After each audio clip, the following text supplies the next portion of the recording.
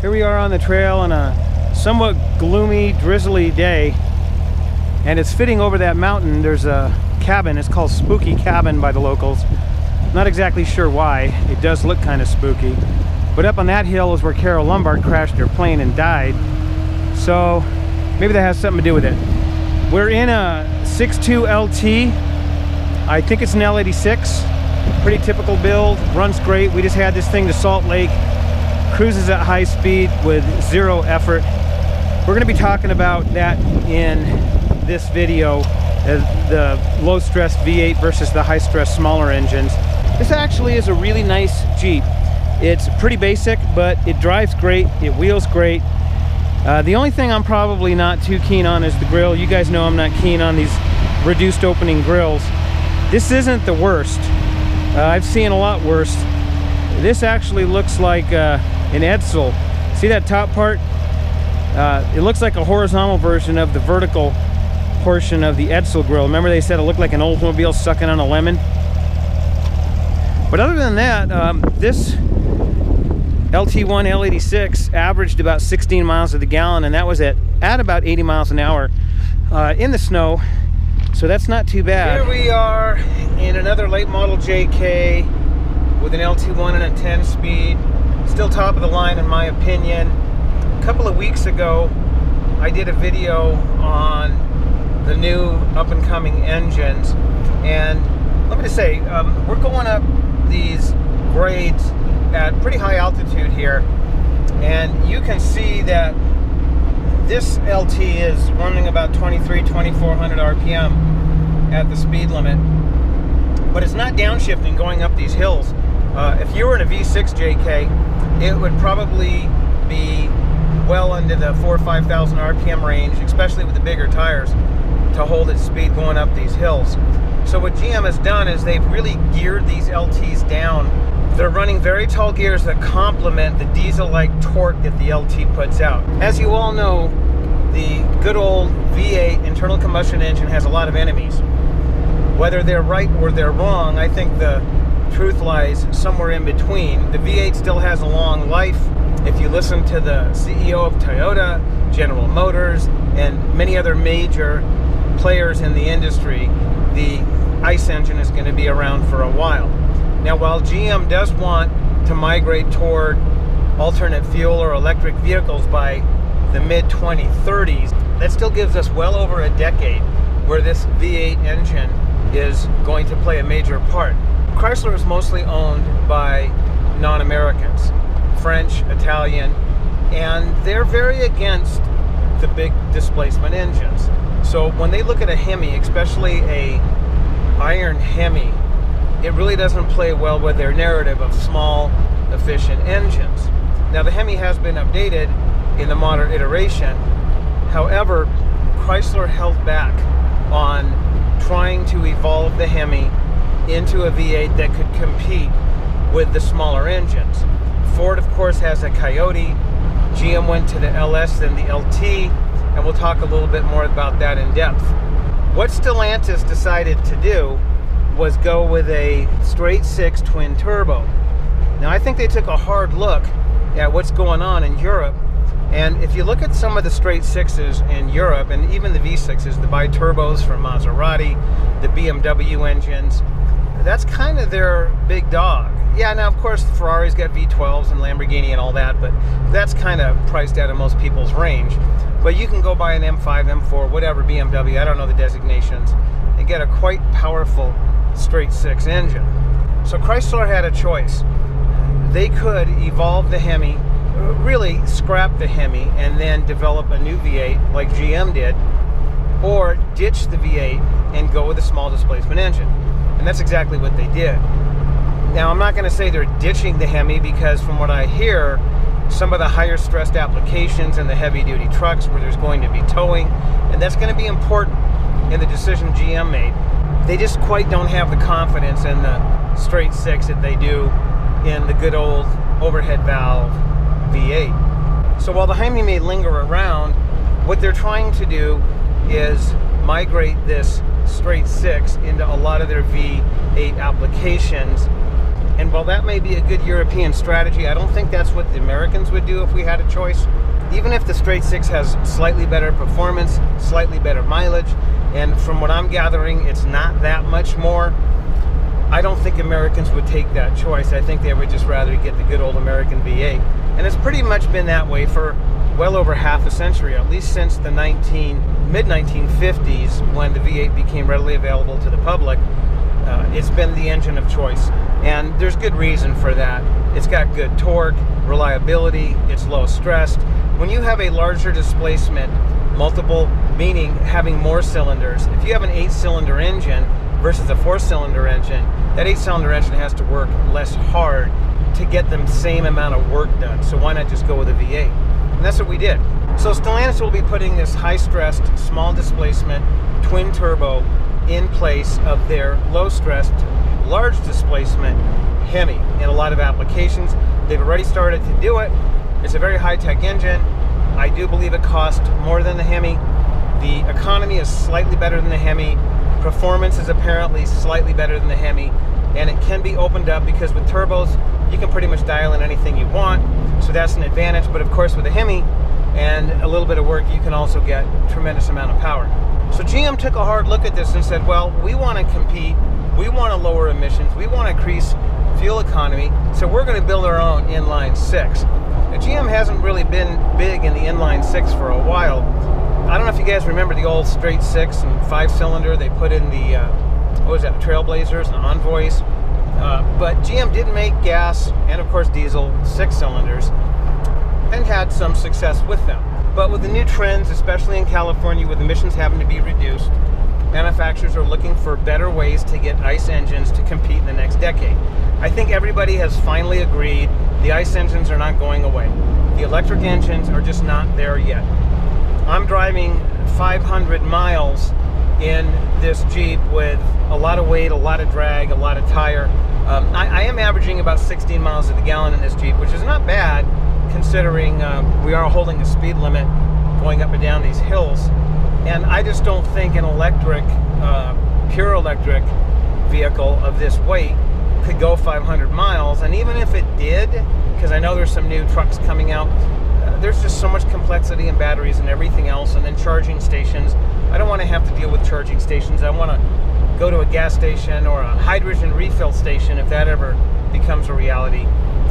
Spend a few minutes filling it up and keep going. Because if I was going, and we are going to be going to California, so from Park City to Carlsbad, that's down by San Diego, I'm going to guess we're talking 800-900 miles, and it's going to be very, very difficult to get an all-electric vehicle to go that far in a heavy Jeep with big tires and high drag.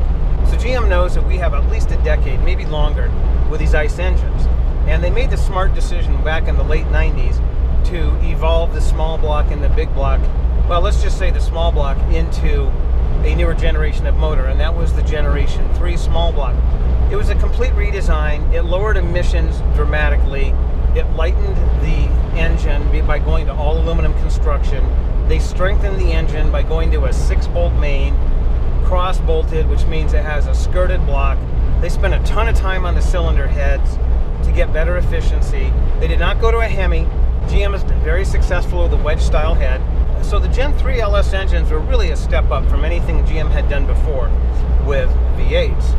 In the mid-2000s, it was time to evolve again. And you'll notice that the life cycle of these engines is plus or minus 10 years. So they came out in about 99, and they pretty much ran the Gen 3 right up through 2007, 8-ish. When the Gen 4 came out, they took the Gen 3 and it wasn't revolutionary, it was evolutionary. They added variable valve timing, and one of the biggest things I think they did is they added the 6-speed transmission. Because while I wasn't a big fan of the high gear transmissions, and that was mostly because the ones that I had driven, like the one in my Mercedes was a 7-speed, it was just all over the place. And then some of the earlier Chrysler 8-speeds, the ZFs, I really hated the way those hunted and constantly were looking for the right gear. But the 6-speed didn't really suffer from all of that. The early 7, 8, 6-speeds did have some issues. But by 9, 10, they had them pretty much sorted out. And the 6LAD is just a great transmission. And we were starting to do engine conversions right around that time frame. And the first few JKs we did were actually 4 speeds, because that's what was readily available. But once the 6-speed came out, everybody that drove the 6-speed wanted it, because it had that low 4-to-1 first gear. It had the additional overdrive that just made your Jeep more zippy, more fun to drive, better fuel economy. It's a low friction, low heat transmission, so it cooled better. Not to say that the 4L80 wasn't a strong transmission, not to say that the 4L60 wasn't a good transmission. They were. I had been running the Turbo 700 R4 since the 1980s, and it was my favorite transmission. And the 4L60, 65, and 70Es were based on that transmission. And that was based on the Turbo 350, which is way, way throwback. But the 6-speed just took it to the next level. So launching a Jeep with 40s with a 4-to-1 first gear was a lot better than launching a Jeep with 40s with a transmission that had about a 3-to-1 first gear. Then when you got it on the highway, having a transmission with a 0.65 overdrive or so was better than having one with a 0.8 overdrive. So we pretty much stuck with the 6-speed throughout the Gen 4 JK LS conversions. Now, of course, we did some manuals too, but it's really tough to beat the 6-speed. They were back then inexpensive. They're getting more expensive now because they're getting harder to find. They were strong. They shifted great. The 6-speed kind of was the last transmission that almost shifted like the early 60s and 70s. You know, the 2-speed power slides, the 3-speed, the C4, the C6, the Turbo 350, Turbo 400. They kind of shifted like that. They just had more gears. So the Gen 4 combined with the 6-speed transmission, again, was an evolutionary step up. The Gen 4 LS took GM from the mid-2000s all the way up to the mid-2000 teens. About 2014, when the LT came out, it really was, in my opinion, more revolutionary than evolutionary. It was an entirely new engine designed from the ground up for emissions, all aluminum construction, 6-bolt main. It was designed for horsepower. Everybody thinks, oh, well, the new engines are going to be designed for emissions and economy. The LT really has a lot of horsepower, and the way they got that was the high compression and cylinder head design. GM spent millions of CAD hours on these cylinder heads. So they raised the compression to the point that they couldn't just use standard variable valve timing. They had to go to continuous variable valve timing with a lot of computer power. And they said, well, we're at it, let's throw in direct injection, because direct injection is just going to combine with all these other technologies to make this engine that much better. And they did it. And they made an engine, in my opinion, that is the top of the pile in the American 2-valve V8 lineup. These LT engines drive awesome.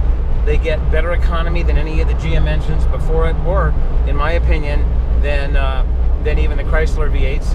They are capable of tremendous power, good drivability, and this is one of the things, and I've done videos on this, but guys just tend to lump the LS and the LT together, and they're not the same engine. You drive an LT, especially with a 10-speed, and it's a different experience. It's not a 3-speed behind a small block, or a Windsor, or a Midland engine. This is a really powerful engine with diesel-like torque and 10 forward gears. So you're always in the power band. You can always hear that engine wants to go. You can feel it. So the engines are more like diesels, where they stay in their preferred power band, and they're not revving up like a small displacement V6 with a 5-speed. Let's take the Pentastar, for example. Even my 9-speed Pentastar that I had, when you needed power, it would rev. And that tack would easily go to 4,500, 5,000 RPM and above. You don't really see that with these LT 10 speeds. So here's where we're getting at. GM stepped back and said, well, we want to get in the bandwagon. We want to make an ICE engine that's going to be good for the next 10 years. They have about $1 billion. I've heard anywhere from 800 million up to $1 billion to invest in this next generation of powertrain. So GM did something surprising. They did develop a twin-turbo straight 6 to compete with the Stellantis engine. Now, of course, this straight 6 twin-turbo was going to replace the good old V8. But something happened. And what happened was GM stepped back and looked at what they had. Here they have a V8 engine that has evolved ahead of the rest of the market. Now, I'm not saying this is the most advanced V8. If you look at some of the Mercedes V8s, the dual overhead cam, 4 valves, or if you look at some of the others, British V8s, there's some really trick V8s out there. But these are really high-tech engines and really high-end cars that cost a lot of money. Even the Ford Coyote motor is extremely complex. GM tried that. You guys remember the ZR1 from the early 90s? Dual overhead cam, 4-valve V8. Yeah, the thing put out a lot of horsepower, but they were a servicing nightmare. The longevity. The motor was manufactured by Mercury Marine. It didn't have a whole lot of gaskets in it, so if the engine ever needed servicing, the engine would have to be taken out and sent out, and then major service done by an authorized dealer, which most dealers couldn't do. So what you end up having is just other issues with these high-tech V8s. What GM has with the LT is an engine that's downright simple. My guys can pull the intake off an LT in less time than an LS because there's no injectors in it. My guys can pull the heads off a LT just as fast as they can pull the heads off an LS, maybe even faster. So it's a simple engine with a lot of technology. And GM stepped back and said, well, wait a minute. Why are we going to replace this icon of an engine? And if you read the press, you listen to the media, they always refer to it as the small block. Whether it's the small block, the LS Gen 3, the LS Gen 4, the LT, and now the new Gen 6 engine, V8, that's right, they're going to come out with a new Gen 6 V8, and we'll go into that a little bit. And I'm not an expert on this, I just kind of follow what I see in the press, but they always refer to it as a small block. And I don't think that's correct, because a small block to me is the engine that was developed in 1955 and run through the 1990s. So GM poured a lot of money into developing a twin-turbo straight six, just like Stellantis did, or Chrysler. And they compared it to what they have, which is the Gen 5 V8, the LT. And guess what? They didn't see a whole lot of advantage. In fact, what they saw were disadvantages. GM determined that the straight six was a high-stressed engine, and while it could get the job done, GM is really big into SUVs and heavy vehicles, box trucks and work trucks and cabovers and all that. And of course they run diesels in those, and as you know, they ran the 6-liter LS in those. And the LS 6-liter was a great engine, and you could beat on it and it would run for a long time being abused. Well, GM said that's just not going to happen with a twin-turbo high-stressed inline six. Now, whether it's a cab-over work truck hauling garbage or an 8,000-pound Escalade hauling your family across the country with a 5,000, 6,000, 7,000-pound trailer behind it, GM determined that the V8 has significant advantages over the twin-turbo straight six. So GM just announced that they're scrapping the twin-turbo straight six project, and they're going to evolve the Gen 5 into a Gen 6 V8. Now this is very exciting because most of you know the way Motec does its builds is we have a bridge or an interface that allows us to install pretty much anything GM builds, any powertrain that we want to use into these vehicles, and then just use our bridge and allow them to run stock. We're not tearing the motors down and changing the cams or trigger wheels, and we're not trying to fudge the operating system to think it's a V8 when it's really a V6. We're just taking the pure GM operating system and running it the way GM wants, and then using a bidirectional bridge to communicate with the vehicle. There's many advantages to that. One is simplicity, servicing, diagnostics, emission, legality, and it goes on and on and on. So what's exciting is GM has done exactly what Chrysler did. They bowed to the pressure of a smaller, high-stressed engine, but determined that the failures, the longevity, the stress, and the cost, and not only that, under high-stress situations, like if you're throwing a trailer across town, this isn't going to be an issue. But let's say you're going to California from Nevada, and you got to go up the Baker grade. That's 26 miles of, I believe, 6 or 7% grade. Cars overheat. In fact, I know I've seen test Jeeps out there with Michigan plates going up that Baker grade. I've seen it 125 degrees-ish in Baker. It's below sea level. So not only do you have the heat from the desert, but you have the low altitude, which makes a lot of heat.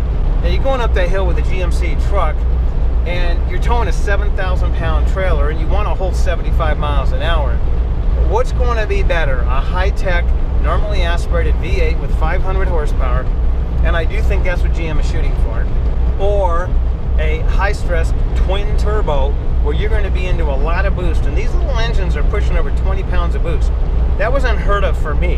I remember back in the day, 70s and 80s, when I was doing turbos, 8-10 pounds was all we could do. I'll tell you a real quick little story. We had a Gale Banks blow-through on a 305 Chevy van, and the 305 Chevy van was pretty much known as one of the slowest engines GM had built. It was all smogged out. Anyway, we went over to Banks, we got this set up, and we put it on. The thing was darn fast.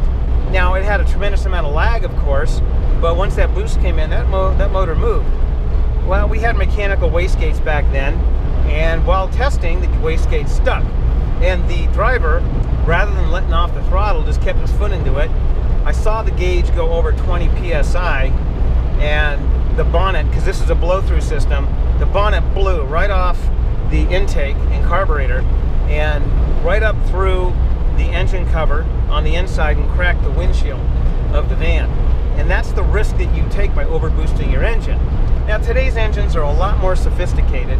They have electronic wastegates and all sorts of protection to keep that from happening.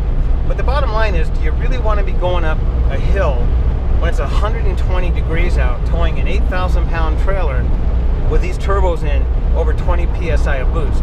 And what GM determined, and I know Chrysler has a lot of really smart guys, and I know I talked to some of them, they'll tell me that some of these tests are challenges. I remember when the JL Hemi came out, I was talking to one of them. They told me that it was right on borderline trying to keep the JL Hemi cool on their test grade. They did have to slow down a little bit, but those are just some of the compromises you have to make when you want to put a 400 or 500 horsepower engine into a small chassis. Prior to that, I remember talking to some of the engineers in Troy, and one of the obstacles for the Hemi was the federal crash standards, because the larger Hemi filled up the engine compartment, but the JL was designed so that they could get around that. Anyway, getting back to GM did extensive testing on this new twin turbo and decided there is not only not an advantage, or not enough of an advantage, but there's actually some negatives associated with it. Because remember the golden rule, there is no replacement for displacement. So here's kind of where I think GM's going to go with the new Gen 6 small block. And I really have no inside information on this. I have not pursued it, but just from a logical standpoint, I think here's what they want to do. They want to match the performance of the twin turbo 6-cylinder, which is near 500 horsepower, 500 foot-pounds of torque. Well, if you look at an LT1 at 460 horsepower, it's not too far off. And with the diesel-like torque and everything else of the LTs, I always say that they're kind of like 500 horsepower.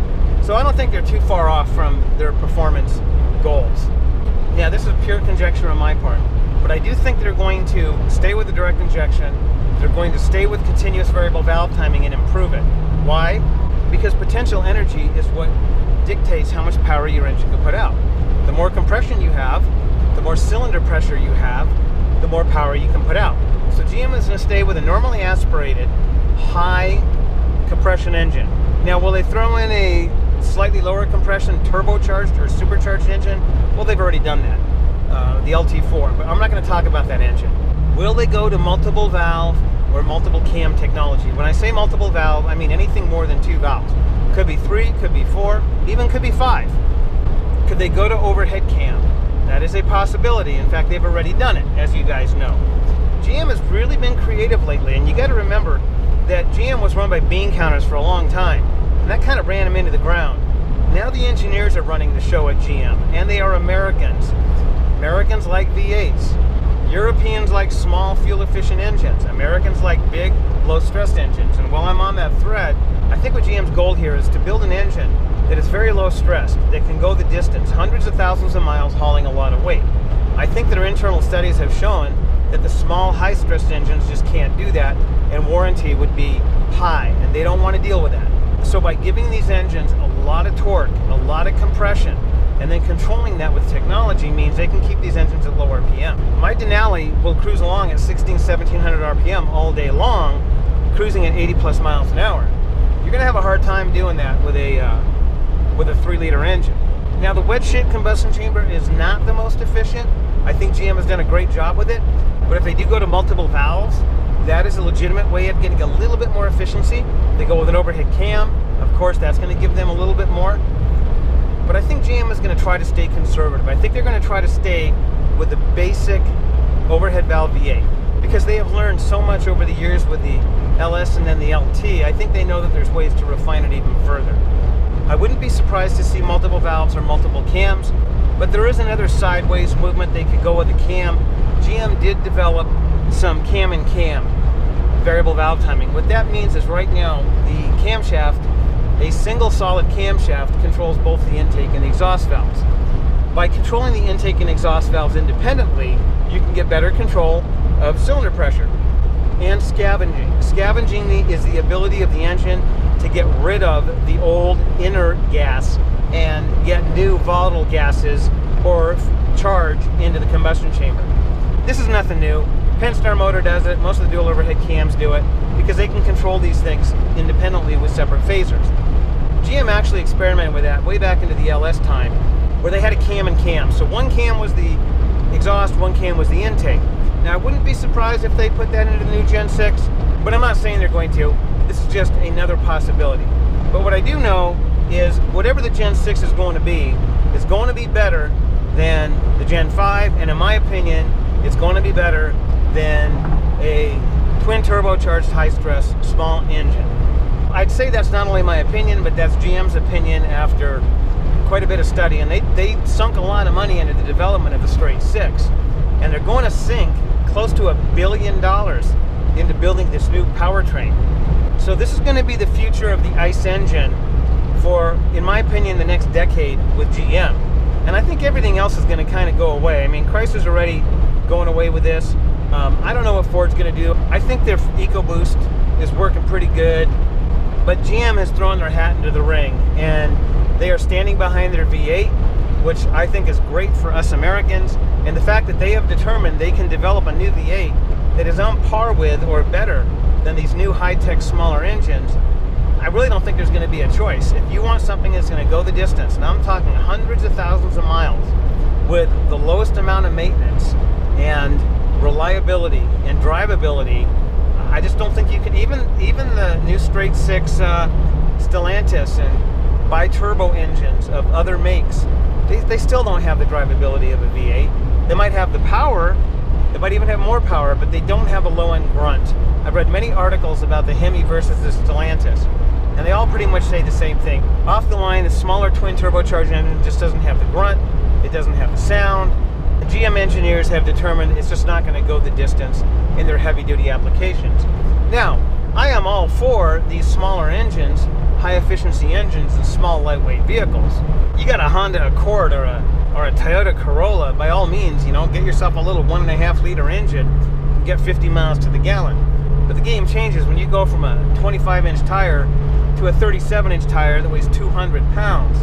And then you have the aerodynamics of a brick. And then you have the four-wheel drive drivetrain, which just eats horsepower. Guys don't realize that these LT engines can get tremendous economy. In fact, I think the Corvettes are getting 30 miles to the gallon plus with these LT engines and these lightweight aerodynamic chassis. But you throw it into a vehicle like a Jeep, and 15 miles to the gallon is not doing too bad. And that's about what I get at high altitude cruising at 80 miles an hour. Not long ago, I got over 21 miles to the gallon in an LT in a relatively stock Jeep. So the tires were relatively small. It wasn't raised up. And it just goes to show you how much drag and friction and weight these Jeeps pose. Because even though a Jeep might weigh 6,000 pounds, the same as a pickup truck is much slimmer, much more aerodynamic. A lot of them are two-wheel drive, some of them aren't. You got a 30-inch tire that doesn't weigh very much. You got aerodynamics. You just can't compare them. They're apples to oranges. So I'm really excited about the Generation 6 V8 from General Motors. Don't know what's going to have, but I know GM is very creative right now. If you look at some of the engines they've come out with, like the LT, not the LT2, the normally aspirated overhead cam and mid-engine, and they're going to come out with a winner. I think they're going to come out with an engine, because one thing you can say about GM is they might come out with some flop transmissions, they might come out with some engines that have issues, teething problems, but once they come out with an engine, they make it work, and they make it work for a decade, and that engine pretty much ends up dominating its field, just like the LS3 did. So I think their goal is going to be 500 horsepower 500 foot-pounds of torque, which isn't very far from what they have today. It outperforms the last generation of 6.4 Hemi, and it matches the specs of the inline-six twin-turbo high-stressed engine. Pretty much when I get a vehicle, I keep it for the long term. I still have my '09 Rubicon, and I never intend on selling it. Of course, I'm going to pass it down to my son or one of my daughters. It has an LS 6.2 in it. It's a fabulous engine, 6-speed. Never intend on changing that vehicle. I still have my 1982 Toyota pickup. It's pushing 400,000 miles. Of course, it has an LS in it also. But that's how I am. When I acquire something that I like, I keep it. And if I get a JL and I put a Gen 6 engine in it, or even a JK, I'm going to keep it for the distance. And I'd much rather have a low-stress, normally aspirated engine than the high-tech twin-turbo, which I'm not knocking. I think that the high-stress twin-turbo is going to be fabulous. And I think a lot of guys are going to be really happy with it. And I said I'd mention this, but the LTs really are low RPM engines. Yes, you can rev them up, but the things have so much torque that going up and down these mountains is just a pleasure. Being able to go 7,000 feet, going up these mountain grades at 2,000 RPM, 2,200 RPM, is just so much more enjoyable than having a smaller engine rev up. Now, I'm very in tune to powertrains. I don't like vibrations, I don't like weird noises, and I don't like the rubber band, power band as I call it. When I give it a little throttle, I want it to go a little. When I give it a lot of throttle, I want it to go a lot. I want a linear power output. That's something the turbo does not provide. Now, is it getting better and better? Yes. From what I read, it's not too perceivable, but it's still there, especially off the line. One of the biggest distractions with a turbo is you wind that turbo up, you get them on boost, you're going to pass somebody, then you got to let off. You're going to get that surge. You can't just shut that turbo off. You're going to get that surge of boosted power. Of course, the wastegate will come in, but it's never going to be a V8 where it's instant reaction. So you're going to have a V8 that runs at low RPM with a lot of torque and instant throttle response and a lot of gears to choose from, or a very high-stress turbo engine with, again, a lot of gears, a lot of power. It's developing it in a different way. So for the average consumer that just goes to a dealer and buys a Jeep, I think the straight 6 twin turbo is going to be great. If you have an older JK or a JL, the shop's really working hard on the JL. I think you're going to be seeing something come out of there pretty soon. Our LT JL can easily get 20 miles to the gallon going up and down these hills at the speed limit. So it's proven that it can get the economy. We are applying for the executive order in California in the LT, so it'll be legal. And the drivability is just phenomenal. They are mild as can be, whether you're at an idle or 80 miles an hour. They just feel low stressed all the time. Power is always instant, a little bit of throttle, you go.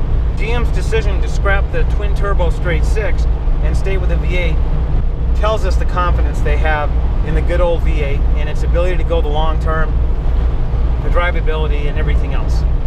I don't think the LS is obsolete. I don't think the LT is obsolete. I think it really comes down to what you have. Like if you got a 2007 JK, going to an LS 5.3 or 6.2 is still a fabulous option. If you got a 2021 JL, you're not going to want to run an LS. In fact, that's just not legal. You could run an LT, or we're going to see what this new Gen 6 engine does. I'm really excited. What I've seen from my early days in the 1970s doing engine conversions today is not as dramatic as, let's say, computers. If you look at a computer from the 1970s and compare it to what we have today, there is no comparison. A lot of you guys are carrying phones around now that would outperform computers of that day. And I gotta say, a small block in the 1970s in a Toyota pickup or a CJ5 was great. Yeah, we were running carburetors. They would flood off-road. They didn't get the greatest mileage. We were running under 10 miles to the gallon, but they were fun to drive. Today, with the fuel injection and high compression and everything else, it's that much better. And I think GM has made a popular decision here with their customers. I know when I drive my Denali, in fact, we're going to be driving it down near San Diego this weekend, going up those grades, like the Baker grade, that LT just performs flawless. Pulls us up that hill at 75 miles an hour like there's not even a hill there. Air conditioning blasting, low RPM, and I think GM knows that's what their customers want. I think us Americans in these wide open roads and high speed limits are more geared towards the good old American V8. Once again, I yak too much and the SD card ran out in the GoPro. GM did their homework. They developed a twin-turbo V6. They stood back and they said, we developed our V8 over the last 2 decades where the competitors didn't. And they determined that the V8 still is top of the pile. Whatever the Gen 6 small block's going to be, I know their goal is going to be to outperform everything out there. We're going to take this vehicle up to the mountain and we'll see you soon.